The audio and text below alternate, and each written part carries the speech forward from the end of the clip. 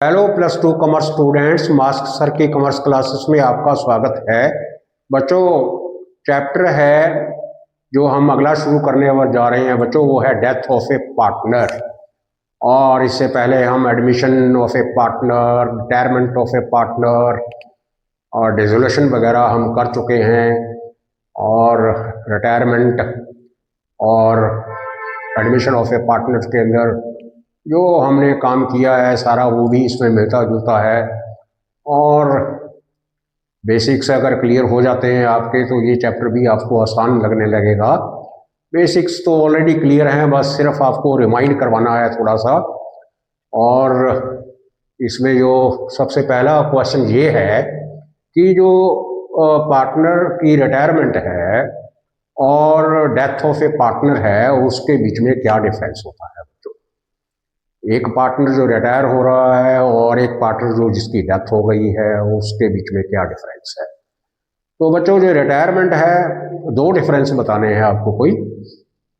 तो बच्चों जो रिटायरमेंट है या एडमिशन है वो तो प्री डिटरमाइंड है, यानी जब कोई पार्टनर नई फर्म में एडमिट होता है तो वो प्री डिटरमाइंड होता है ना, कि फलां तारीख को हमने एक फर्म को ज्वाइन करना है ना, नए पार्टनर को।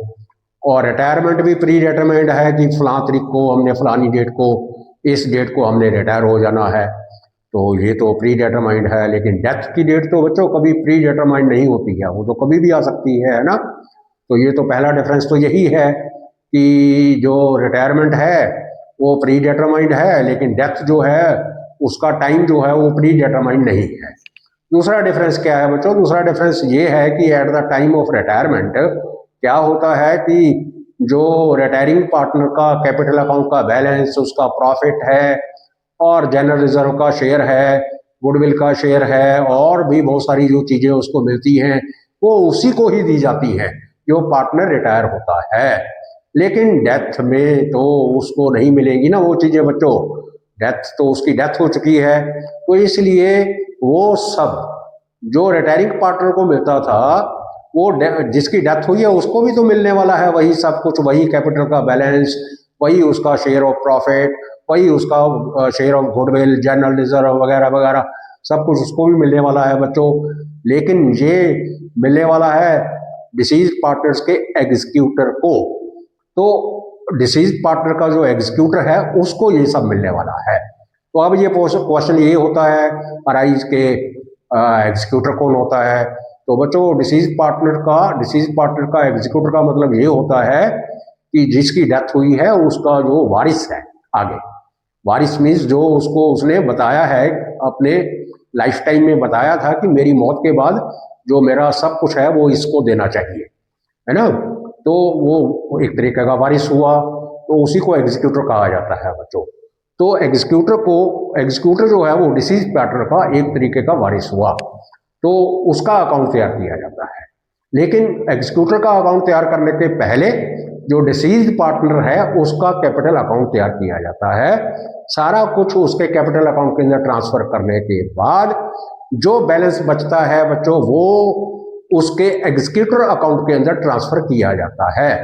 और एग्जीक्यूटर अकाउंट को कुछ पैसा कैश देने के बाद, अगर कैश देना है तो कैश देने के बाद जो बाकी अमाउंट बचती है बच्चों, ये बिल्कुल उसी रिटायरमेंट की तरह बिल्कुल इसमें भी एग्जीक्यूटर के लोन अकाउंट में ट्रांसफर की जाती है, यानी उसका लोन अकाउंट प्रिपेयर किया जाता है।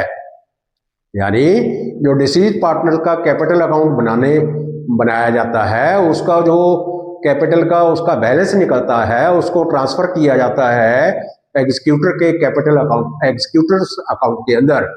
और एग्जीक्यूटर को अगर कुछ पैसा दिया गया है eight the time of death of a partner, तो वो माइनस करने के बाद जो बैलेंस बचता है उसको वो एग्जीक्यूटर के लोन अकाउंट के अंदर ट्रांसफर किया जाता है। तो ये काम आपको सब करना होगा इस चैप्टर के अंदर। तो आपको पता चल गया है कि difference between retirement and death of a partner क्या होता है।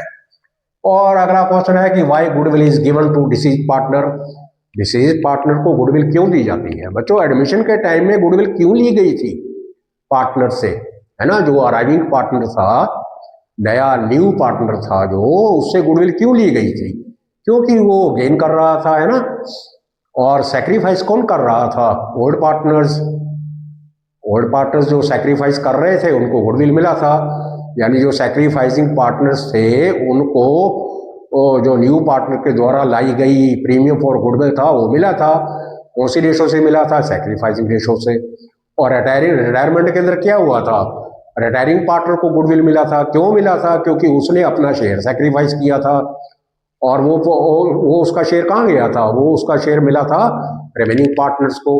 रिमेनिंग पार्टनर्स ने बांटा था गेनिंग रेशो के अंदर। इसलिए जो रिमेनिंग पार्टनर्स थे उनको गुडविल देनी पड़ी थी। किसको देनी पड़ी थी? रिटायरिंग पार्टनर को।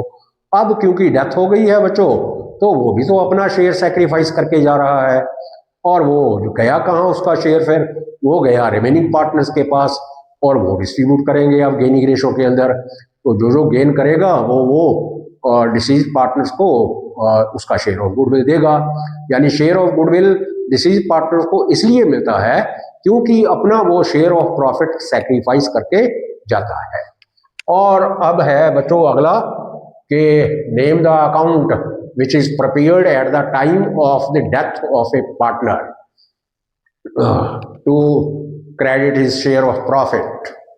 तो वो अकाउंट का आपको नाम बताना है जब जो किसी पार्टनर की डेथ के टाइम उसके कैपिटल अकाउंट में प्रॉफिट डालने के लिए प्रॉफिट ट्रांसफर करने के लिए यूज किया जाता है। तो वो है बच्चों देखो प्रॉफिट एंड लॉस अकाउंट तो साल में एक बार तैयार किया जाता है और उसके बाद तैयार किया जाता है, आपको मालूम है, profit and loss appropriation account.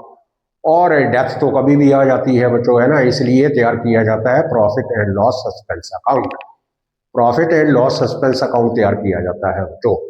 और चौथा क्वेश्चन है कि at what rate interest is paid to the executors of deceased partner on the remaining amount. तो आपको बताया गया है बच्चों कि जो एग्जीक्यूटर है उसको कुछ कैश देने के बाद जो अमाउंट बचता है उसके लोन अकाउंट के अंदर ट्रांसफर की जाती है। और लोन अकाउंट के अंदर ट्रांसफर करने के बाद या तो वो उसको इंस्टॉलमेंट में पे किया जाता है वापस, या फिर लमसम दे दिया जाता है आफ्टर सम टाइम। तो जब भी दिया जाता है तो उसके ऊपर अगर पार्टनरशिप साइलेंट है तो उसके ऊपर 6% ब्याज आपको दिया बच्चों उसको देना होता है उसके लोन के ऊपर। ये आपको पहले से ऑलरेडी मालूम है, 6% इंटरेस्ट। तो ये रहे बच्चों कुछ बेसिक्स, ये आपको क्लियर होंगे। अब इसके बाद बताने जा रहे हैं कि आपको डिसीज पार्टनर्स का कैपिटल अकाउंट कैसे तैयार करना है। बच्चों बढ़ते हैं आगे। अब हमें डिसीज पार्टनर को देना क्या क्या है, यानी डिसीज पार्टनर के कैपिटल अकाउंट में क्या क्या ट्रांसफर करना है। तो बच्चों ये सारा काम ऑलरेडी आपने कर रखा है। एक तो उसके कैपिटल का बैलेंस, यानी ये कुछ आइटम्स हैं जो उसके कैपिटल अकाउंट के क्रेडिट साइड में डाली जाती हैं, बाय साइड में। एक तो उसके कैपिटल का बैलेंस, वो तो आपको देना ही है बच्चों। और दूसरा ही शेयर ऑफ एक्यूमुलेटेड प्रॉफिट्स, जो प्रॉफिट अनडिस्ट्रीब्यूटेड हैं, जैसे जनरल रिजर्व है बच्चों, वर्कमैन्स कंपनसेशन रिजर्व है, और जेएलपी है बच्चों, जेएलपी ज्वाइंट लाइफ पॉलिसी। तो जब डेथ होती है ना बच्चों, तो जो इंश्योरेंस कराया होता है फर्म ने, जेएलपी बोला जाता है उसको, वो अगर मैच्योर डेथ होने पर वो मैच्योर हो जाती है तो उसका शेयर जितना भी बनता है उसके कैपिटल अकाउंट में ट्रांसफर किया जाना चाहिए। और एक्यूमुलेटेड प्रॉफिट्स जैसे जनरल रिजर्व हैं, वर्कमैन्स कंपनसेशन रिजर्व है, ये उसके अकाउंट में ट्रांसफर किया जाना चाहिए। और उसका रिवैल्यूएशन प्रॉफिट, अगर असेट्स की रिवैल्यूएशन हुई है, असेट्स एंड लायबिलिटीज की, और अगर रिवैल्यूएशन प्रॉफिट हुआ है तो वो भी उसके अकाउंट के अंदर ट्रांसफर होना चाहिए। हिज शेयर ऑफ गुडविल, और उसका जो शेयर ऑफ गुडविल बनता है बच्चों वो भी उसके कैपिटल अकाउंट के अंदर ट्रांसफर होना चाहिए। ये सारी चीजें फुल शेयर में होनी चाहिए बच्चों, उसका full share. Any salary commission due to him, अगर कोई सैलरी है उसको ड्यू है उसकी सैलरी, या कोई कमीशन ड्यू है टिल डेट ऑफ डेथ, ये चीजें देनी है बच्चों। जो सैलरी है वो देनी है till date of death, till date of death, यानी जब उसकी मौत हुई है उस तारीख तक देनी है सैलरी। उसके अकाउंट में ट्रांसफर करनी है शेयर ऑफ प्रॉफिट, जो जिस पीरियड, जैसे फाइनेंशियल ईयर जो शुरू हुआ है, मान लो 1 अप्रैल को हुआ है, 1 अप्रैल को, और उसकी डेथ हो गई है 30 जून को, तो 1 अप्रैल से लेके 30 जून तक तो वो फर्म में था ना, तो उस पीरियड का जो भी उसका प्रॉफिट बनता है वो प्रॉफिट भी उसके अकाउंट में डालना है। बच्चों याद रहे, ये रिवैल्यूएशन प्रॉफिट नहीं है, ये वो प्रॉफिट है जो फर्म को होता है, ऑपरेटिंग प्रॉफिट, जो काम करते हैं उससे प्रॉफिट होता है, ये वो वाला प्रॉफिट है। तो ये वाला प्रॉफिट जो है उसका शेयर देना है उसको, लेकिन till date of death. Till date of death का मतलब कि जब फाइनेंशियल जो उनका ईयर शुरू हुआ है, फाइनेंशियल ईयर जैसे 1 अप्रैल से, और 30 जून को उसकी डेथ हुई है, तो 1 अप्रैल से लेके 30 जून तक जितना पीरियड बैठता है, जब भी उसकी डेथ हुई है उस बिटवीन जितना पीरियड बैठता है, उस पीरियड का उसको प्रॉफिट मिलना चाहिए। और इंटरेस्ट ऑन कैपिटल भी टिल डेट ऑफ डेथ, जो इंटरेस्ट ऑन कैपिटल होता है बच्चों, वो भी टिल डेट ऑफ डेथ मिलना चाहिए। तो टिल डेट ऑफ डेथ का मतलब आप समझ गए कि फाइनेंशियल ईयर से शुरू होकर के जब उसकी जिस डेट को उसकी डेथ हुई है, इन बिटवीन जो पीरियड बनता है, उस पीरियड का उसको सैलरी, उस पीरियड का उसको प्रॉफिट, और उस पीरियड का उसको इंटरेस्ट ऑन कैपिटल उसके कैपिटल अकाउंट में ट्रांसफर किया जाना चाहिए। तो ये चीजें हैं जो उसके कैपिटल अकाउंट में क्रेडिट साइड में डालनी चाहिए। उसकी कैपिटल का बैलेंस है, एक्यूमुलेटेड प्रॉफिट्स एंड लॉसेस है, जेएलपी है, रिवैल्यूएशन प्रॉफिट है, शेयर ऑफ गुडविल है, ये तो पूरा, ये टिल डेट ऑफ डेथ नहीं, ये तो पूरा जितना उसका शेयर बनता है उतना देना है। लेकिन सैलरी अगर है तो वो टिल डेट ऑफ डेथ होगी। अगर प्रॉफिट है तो ड्यूरिंग द जो पीरियड बनता है उस ओपनिंग डेट से लेके उसकी डेथ की डेट तक जितना भी पीरियड बनता है, उस पीरियड का सैलरी, उस पीरियड का प्रॉफिट और उसी पीरियड का इंटरेस्ट ऑन कैपिटल उसके अकाउंट में ट्रांसफर करना है। और उसके बाद ये कुछ चीजें डेबिटेड करनी है, उसकी ड्राइंग्स है टिल डेट ऑफ डेथ, और इंटरेस्ट ऑन ड्राइंग्स है, और रिवैल्यूएशन लॉस हुआ है अगर तो डेबिट करना है, और loss till date of death. अगर प्रॉफिट नहीं, अगर लॉस हुआ है उनको, तो टिल डेट ऑफ डेथ जितना लॉस बनता है वो भी उसके कैपिटल अकाउंट के अंदर डेबिट करना है। तो इस तरीके से इस डिसीज पार्टनर्स का कैपिटल अकाउंट आपको तैयार करना है। और ये सब आइटम्स डालने के बाद जो बैलेंस बचने वाला है टू बैलेंस सीडी, वो उसके एग्जीक्यूटर अकाउंट के अंदर ट्रांसफर किया जाएगा। और एग्जीक्यूटर अकाउंट को अगर कुछ मिला है, कैश मिला है, तो माइनस करने के बाद जो बाकी बचने वाला है वो उसके लोन अकाउंट में ट्रांसफर किया जाएगा। बच्चों ये जो उसको प्रॉफिट दिया जाएगा, उसके अकाउंट में जो प्रॉफिट ट्रांसफर किया जाएगा टिल डेट ऑफ डेथ, वो उसको निकालने के दो बेसिस हैं हमारे पास। एक तो है बच्चों on time basis. Time basis का मतलब कि कई बार क्या होता है कि आपको ये कहा जाता है क्वेश्चन के अंदर कि पिछले साल के प्रॉफिट को, जो प्रीवियस ईयर का प्रॉफिट है, उसको इस साल का प्रॉफिट माना जाए, है ना बच्चों। तो आपको क्या करना है कि 3-4 साल के प्रॉफिट दिए होंगे, उसमें जो जो जो, जो पार्टनर की जिस ईयर में डेथ हुई है उससे प्रीवियस ईयर का प्रॉफिट, यानी उससे पहले वाले साल का प्रॉफिट ले लेना है। उस प्रॉफिट को आपने करंट ईयर का प्रॉफिट मान लेना है, ठीक है बच्चों। तो प्रीवियस ईयर्स प्रॉफिट लेके या फिर एवरेज प्रॉफिट लेके time till date of death, कितना टाइम बैठता है, 3 महीने, 4 महीने, 5 महीने, 15 दिन, 20 दिन, 50 दिन, जितने भी बैठते हैं बच्चों, ये लगा लेने हैं ऊपर।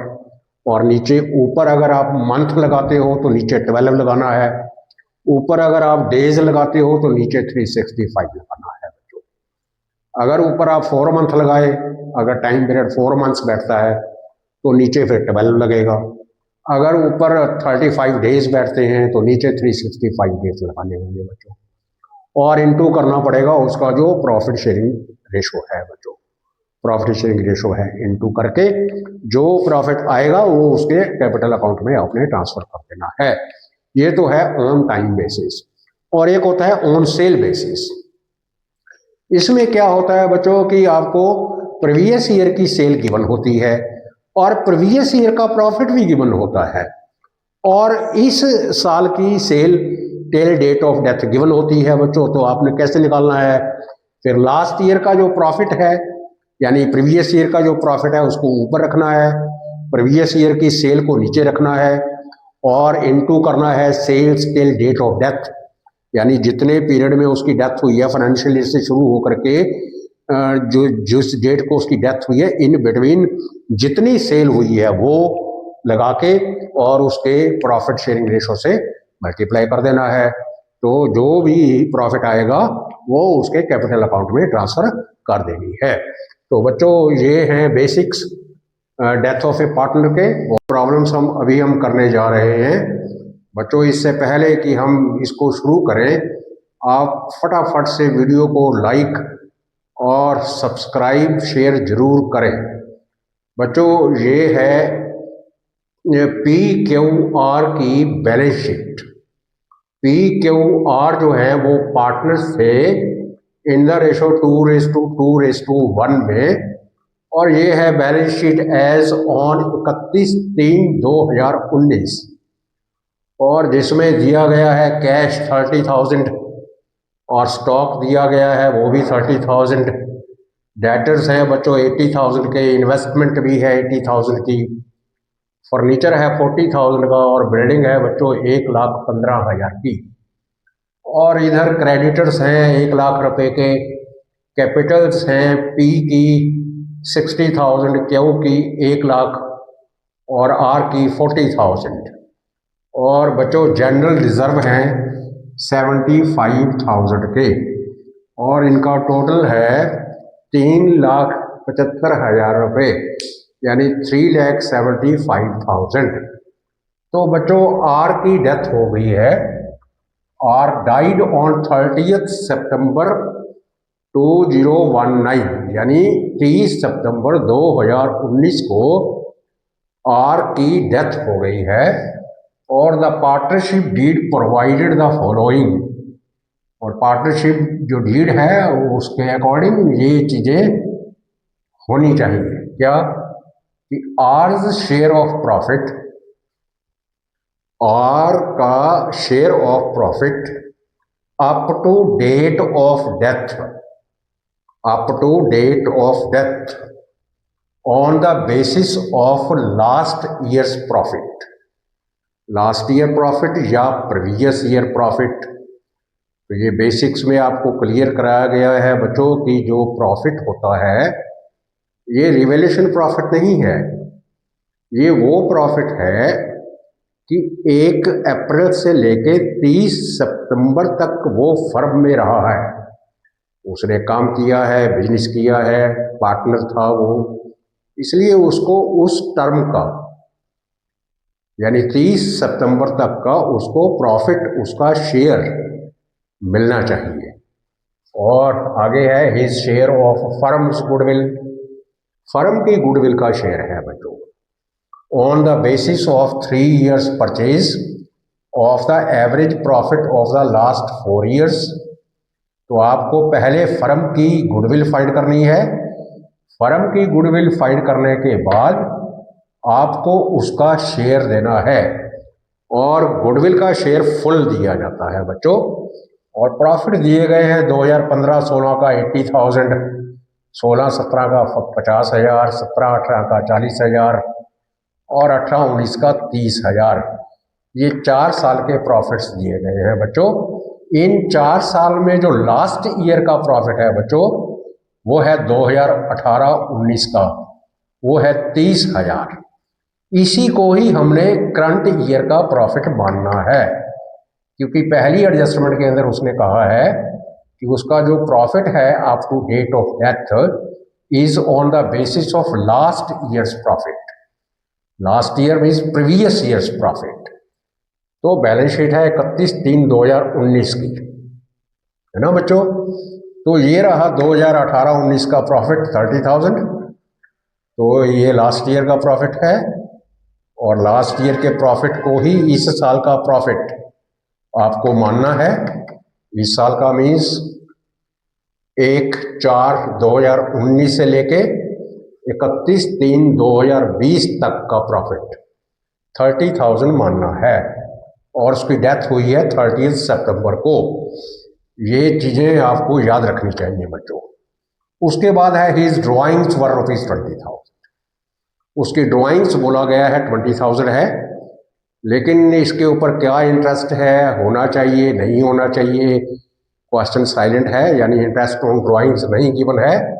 And allowed 10% interest on capital. हाँ, कैपिटल के ऊपर उसको 10% इंटरेस्ट जरूर मिलेगा, और इंटरेस्ट ऑन कैपिटल भी बच्चों टिल डेट ऑफ डेथ होना चाहिए। तो एक तो प्रॉफिट उसका टिल डेट ऑफ डेथ होना चाहिए, एक interest on capital till date of death होना चाहिए, drawings till date of death होना चाहिए, और अगर सैलरी है तो वो भी टिल डेट ऑफ डेथ होनी चाहिए। बाकी की सभी चीज़ें जैसे जनरल रिजर्व है, गुडविल है, रिवोल्यूशन अकाउंट है, कोई जीएलपी है, जॉइंट लाइफ पॉलिसी, और इसके अलावा और कोई चीज़ है तो वो पूरा शेयर उसको मिलना चाहिए। और आगे है कि his executor was paid ₹25,000 in cash, कि उसके एग्जीक्यूटर को 25,000 रुपया इमीडिएटली कैश पे किया गया है। And balance was transferred to his loan account, और जो बैलेंस है वो उसके लोन अकाउंट में ट्रांसफ़र किया गया है। तो बच्चों इसमें हमने दो काम कर रहे हैं। एक तो डिसीज्ड पार्टनर्स कैपिटल अकाउंट तैयार करना है। डिसीज्ड पार्टनर्स से मेरा मतलब जिसकी डेथ हुई है उसका कैपिटल अकाउंट तैयार करना है, यानी आर्स कैपिटल अकाउंट तैयार करना है। अब क्योंकि फर्म ने उसके एग्जीक्यूटर को 25,000 रुपया कैश दिया है, तो इसलिए अब हमें एग्जीक्यूटर का अकाउंट भी तैयार करना होगा। तो एग्जीक्यूटर का अकाउंट तैयार करके उसी में ये 25,000 की जो है पोस्टिंग की जाएगी, और बाकी का जो बैलेंस है वो उसके लोन अकाउंट में ट्रांसफ़र किया जाएगा। तो सबसे पहले तो हम वर्किंग कर लेते हैं बच्चों, उसका प्रॉफिट निकाल लेते हैं, गुडविल निकाल लेते हैं फर्म की, इंटरेस्ट ऑन कैपिटल निकाल लेते हैं। ये वर्किंग पहले करनी होगी आपको बच्चों, वर्किंग करने के बाद हम इसका कैपिटल अकाउंट तैयार करेंगे। तो बच्चों लास्ट ईयर का प्रॉफिट जो है वो 30,000 है, तो his share of profit, his share of profit is equal to last years profit into time upon 12 into his share।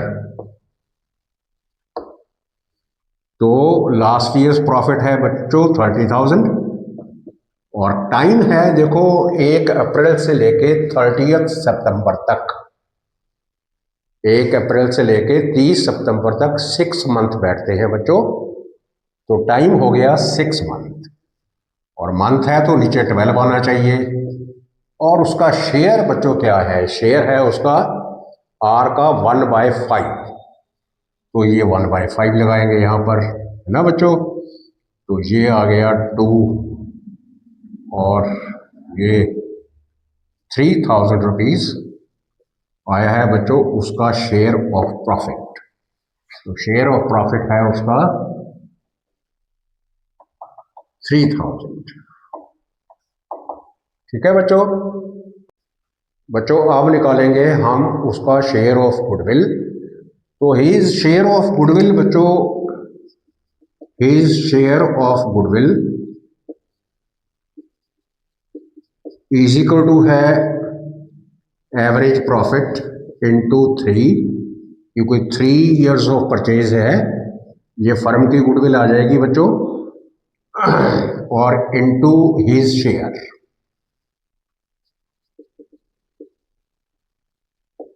ये फार्मूला लगाएंगे तो उसका शेयर ऑफ गुडविल आ जाएगा बच्चों। ये है एवरेज प्रॉफिट। एवरेज प्रॉफिट है 4 सालों का प्रॉफिट दिया गया है आपको, 4 सालों का, 4 साल का प्रॉफिट प्लस करके उसको 4 से डिवाइड करके एवरेज आएगी, और फिर उसने बोला है 3 इयर्स ऑफ परचेज। तो फिर 3 से उसको मल्टीप्लाई करना है, ये फर्म की गुडविल आ जाएगी, और फिर उसको उसके शेयर से मल्टीप्लाई करना है, उसका शेयर ऑफ गुडविल आ जाएगा। तो ये रहा एवरेज प्रॉफिट। एवरेज प्रॉफिट बच्चों पहले साल का है 80,000 प्रॉफिट, फिर है 50,000, फिर है बच्चों 40,000, फिर है 30,000 और डिवाइडेड बाय 4, क्योंकि 4 ईयर्स हैं ये। तो ये बच्चों बैठ गए 2 लाख डिवाइडेड बाय 4, ये आ गया 50,000 और एवरेज प्रॉफिट आया है बच्चों 50,000 इंटू 3 इंटू ही शेयर है 1/5। तो ये रहा बच्चों उसका प्रीमियम फॉर गुडविल आया है 30,000।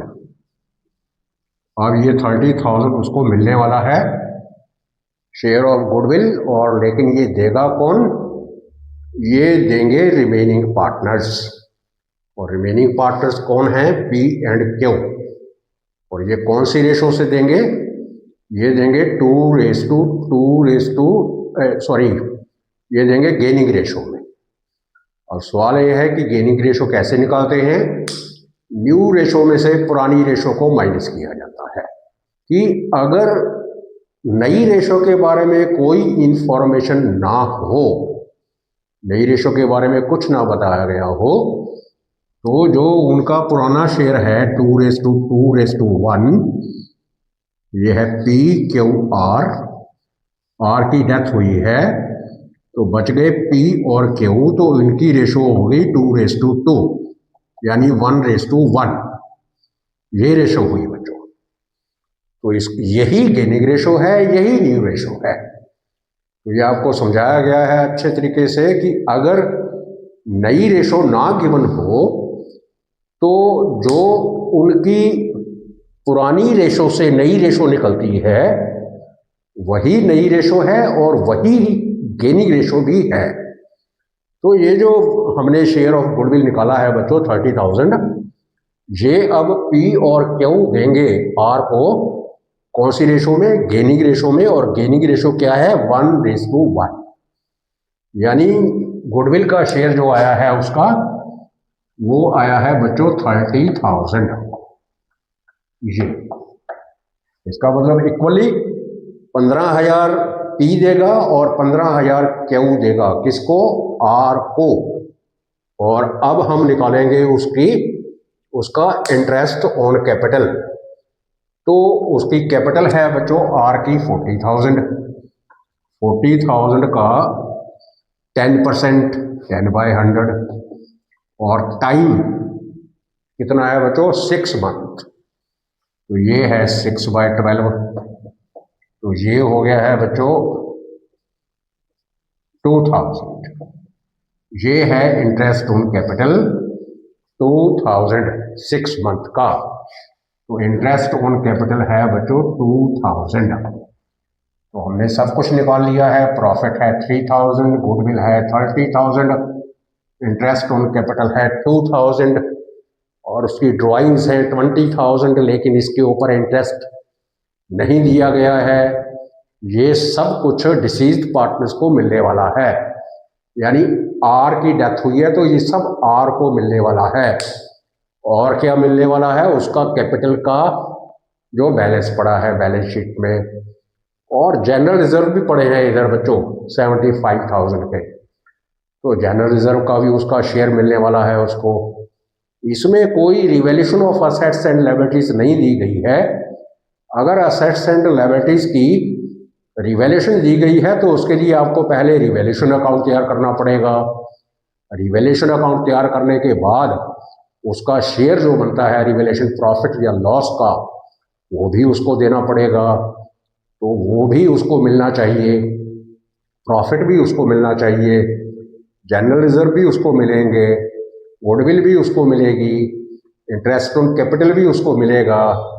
अगर इंटरेस्ट ऑन ड्राइंग होता तो वो उसे लिया जाता, यानी उसके कैपिटल अकाउंट को डेबिट किया जाता, जैसे ड्राइंग्स है अब उसके कैपिटल अकाउंट को डेबिट किया जाएगा। और अगर यहाँ बैलेंस शीट के अंदर गुडविल दी जाती तो उसको भी राइट ऑफ करते, हम राइट ऑफ करते पुरानी रेशो में। तो अब आपको ध्यान रहे कि प्रॉफिट है उसका 3000, गुडविल है 30,000 और इंटरेस्ट ऑन कैपिटल है बच्चों 2000। अब हम तैयार करने जा रहे हैं डिसीज्ड पार्टनर्स कैपिटल अकाउंट। बच्चों बढ़ते हैं आगे। अब हम तैयार करेंगे R's capital account. R deceased partner है, आर की डेथ हुई है तो उसका कैपिटल अकाउंट तैयार किया जाएगा। तो सबसे पहले तो बच्चों उसका कैपिटल का बैलेंस आर का बैलेंस शीट के अंदर गिवन होता है बच्चों बाय बैलेंस बीडी, ये है 40,000। और फिर है जनरल रिजर्व, जनरल रिजर्व है 75,000 के, तो बाय जनरल रिजर्व बच्चों 75,000 का 1/5 ये आ गया है 15,000। और अब हमने जो फिगर्स निकाले हुए हैं और ये है बाय प्रॉफिट जो दिया जाता है बच्चों उसको क्या डालना है। तो बच्चों ये याद रहनी चाहिए आपको, चीज के जो प्रॉफिट है रिवैल्यूएशन प्रॉफिट नहीं है बच्चों, ये जो प्रॉफिट आपको समझाया है मैंने कि जब तक वो फर्म का पार्टनर रहा है 30 सितंबर तक, तब तक फर्म ने बिजनेस को ऑपरेट किया है तो उसे कुछ ना कुछ प्रॉफिट हुआ होगा। तो ये वो वाला प्रॉफिट है जो उसने पहली टर्म के अंदर बोला है कि उसका share of profit till date of death होना चाहिए on the basis of last years profit. तो इस प्रॉफिट को आपने प्रॉफिट एंड लॉस सस्पेंस में ट्रांसफर करना है, सस्पेंस अकाउंट में डालना है बच्चों। इसको प्रॉफिट नहीं डालना है या बाय P&L नहीं डालना है खाली, क्योंकि P&L अकाउंट तो उन्होंने तैयार नहीं किया है ना अभी, वो तो बाद में तैयार किया जाएगा जब उस फर्म का टाइम आएगा प्रॉफिट एंड लॉस अकाउंट तैयार करने का, तब बनाया जाएगा। अभी तो प्रॉफिट एंड लॉस अकाउंट नहीं बनाया गया है ना, तो इसलिए इसको profit and loss suspense account में डाला है। तो बाय P&L ऐसे सस्पेंस डालिए, सस्पेंस डालना है, सस्पेंस।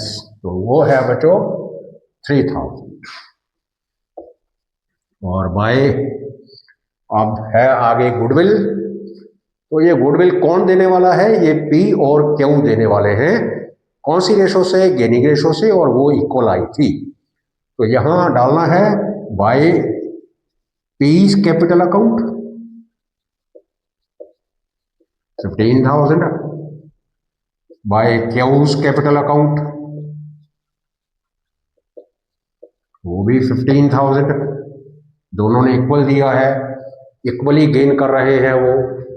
अब है बच्चों रह गया है bye interest on capital. Bye interest on capital वो है हमारा 2,000, है ना बच्चों। और ड्राइंग्स है उसकी 20,000, टू ड्राइंग्स वो है 20,000। अब हमने सब कुछ डाल दिया है और कुछ नहीं बचा है, और कुछ बचा होता तो वो हम डालते according to rules and regulations, ठीक है ना बच्चों। जो भी उनके बीच में एग्रीमेंट होता उसके अकॉर्डिंग रहता। ये सब कुछ डाल दिया है। अब हम इसका बैलेंस निकालेंगे बच्चों। ये बैलेंस है इसका 40, 55, 40 और 30 70, 70 और 85 और 90, 45, 50, 90,000। 90,000 में से ये 20,000 ड्राइंग्स है उसकी। 90 में से 20 गए बच्चों, ये 70 बचे। अब ये 70 जो है ये उसका बैलेंस है, लेकिन उसको ट्रांसफर किया जाएगा उसके एग्जीक्यूटर अकाउंट में। तो यहां डालेंगे to R's executor account. 70,000 transfer कर दिया है। उसके एग्जीक्यूटर के अकाउंट में। अब हमें उसका एग्जीक्यूटर अकाउंट भी बनाना पड़ेगा, क्योंकि उसके एग्जीक्यूटर को 25,000 कैश दिया गया है और बाकी की अमाउंट उसके लोन अकाउंट में ट्रांसफर की गई है। तो अब इसके बाद जो बनने वाला है उसका एग्जीक्यूटर अकाउंट बनने वाला है। बच्चों, हम अब तैयार करने जा रहे हैं आर्स एग्जीक्यूटर अकाउंट। तो जो हमने आर के कैपिटल अकाउंट में उसका बैलेंस निकाला था 70,000, उसको यहाँ लेके आना है। तो यहाँ हम डालेंगे बाय आर्स कैपिटल अकाउंट, क्योंकि ये पैसा आर के कैपिटल अकाउंट से आया है 70,000, वहीं से बैलेंस निकला था बच्चों। तो बाय आर्स कैपिटल अकाउंट। अब ये बोला गया है कि उसको 25,000 कैश दिया गया है टू बैंक अकाउंट 25,000, और बैलेंस बचता है बच्चों 45,000। तो इस 45,000 को अब हमने उसके लोन अकाउंट में ट्रांसफर करना है। तो यहां डालेंगे अब to R's executors loan account. ये बचा है 45,000, बस इतना काम है बच्चों। 70,000, ये 70,000, ये उसके एग्जीक्यूटर का अकाउंट तैयार हो गया है। तो बच्चों, इस तरीके से सबसे पहले अगर revaluation of assets and liabilities होगा तो आपको रिवैल्यूएशन अकाउंट बनाना होगा, फिर डिसीज्ड पार्टनर्स कैपिटल अकाउंट बनाना होगा, फिर डिसीज्ड पार्टनर्स के एग्जीक्यूटर का अकाउंट तैयार करना होगा। वो तब तैयार करना होगा जब उसको कुछ कैश पे किया गया है, नहीं तो फिर उसको तैयार करने की जरूरत नहीं है। अगर कुछ कैश उसको दिया गया है इमीडिएटली तो आप उसके एग्जीक्यूटर का अकाउंट तैयार करोगे, अदरवाइज उसके एग्जीक्यूटर का अकाउंट तैयार करने की कोई जरूरत नहीं है बच्चों। तो अब क्योंकि इसमें 25,000 रुपया उसको कैश दिया गया था, इसलिए हमने उसका एग्जीक्यूटर का अकाउंट तैयार किया है। तो 3 काम करने पड़ेंगे। अगर बड़ा क्वेश्चन आता है तो रिवैल्यूएशन अकाउंट, उसका डिसीज पार्टनर्स का कैपिटल अकाउंट और उसके एग्जीक्यूटर का अकाउंट। अगर शॉर्ट में आता है तो फिर डिसीज पार्टनर्स का कैपिटल अकाउंट बनाने को आ सकता है, नहीं तो एमसीक्यू में भी बहुत सारे क्वेश्चन पूछ सकता है आपसे। शॉर्ट में भी पूछ सकता है क्या कि बताइए डिसीज पार्टनर्स का शेयर ऑफ प्रॉफिट कितना है, तो क्या बोलेंगे 3,000। बोलेगा बताइए डिसीज पार्टनर्स का शेयर ऑफ गुडविल कितना है, 30,000। और पूछेगा कि ए कितना पे कर रहा है, पी कितना पे कर रहा है, 15,000। क्यू कितना पे कर रहा है, 15,000। इंटरेस्ट ऑन कैपिटल कितना है, 2,000। जनरल रिजर्व का शेयर कितना है उसका, 15,000। कुछ भी पूछ सकता है बच्चों। तो ये सब करना आपको आएगा, बेसिक्स क्लियर होंगे तो उसका मुश्किल थोड़ी है, उसका आंसर देना कोई मुश्किल नहीं है, बहुत आसान काम है बच्चों। लेकिन कंडीशन है, वो क्या है आप जानते हो कि बेसिक्स आपके क्लियर होने चाहिए। तो इस प्रकार से बच्चों ये एक था कंप्लीट सम, इसको रजिस्टर के ऊपर नोट करिए और इसकी प्रैक्टिस करिए बच्चों। बहुत अच्छा सम है और आ सकता है इसमें कुछ ना कुछ। और अब हम बच्चों ये आज का काम यहीं समाप्त करते हैं अब हम। और जिन बच्चों ने वीडियो को लाइक सब्सक्राइब शेयर नहीं किया है वो बच्चे जरूर से ही वीडियो को लाइक सब्सक्राइब शेयर करें। और मिलते हैं हम अगले वीडियो के अंदर एक नए टॉपिक के साथ। तब तक के लिए जय हिंद जय भारत।